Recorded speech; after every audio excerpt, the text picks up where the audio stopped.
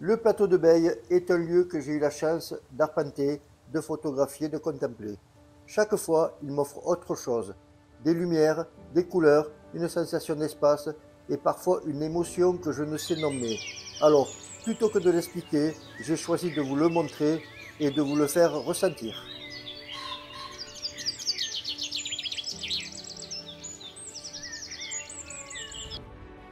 L'été, Beille se déploie sous un ciel immense.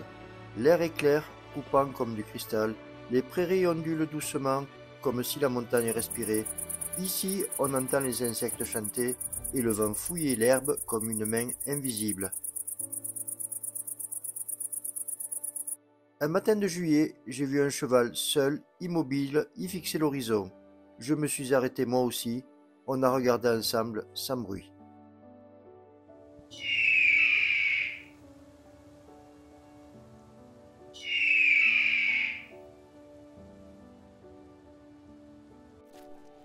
Le soir, la lumière devient une promesse. Elle glisse lentement sur les crêtes, caresse les herbes hautes et s'éteint dans un silence doré. Il y a quelque chose de sacré dans ces instants, comme si le jour, en partant, laissait un dernier mot au ciel.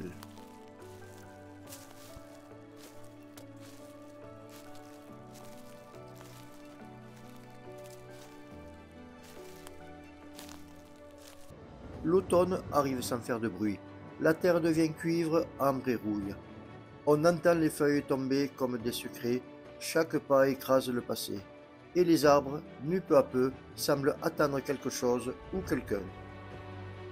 On raconte que certaines nuits d'octobre, une silhouette blanche descend de la forêt de pins.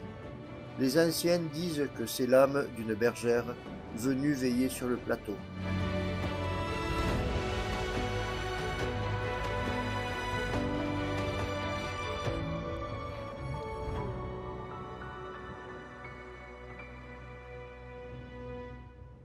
La nuit tombe comme un rideau de velours, la fraîcheur monte, les sons s'effacent. Et au-dessus, lentement, la voie lactée se déploie. On n'est plus sur terre, on flotte, Beille devient un vaisseau, posé entre étoiles et silence.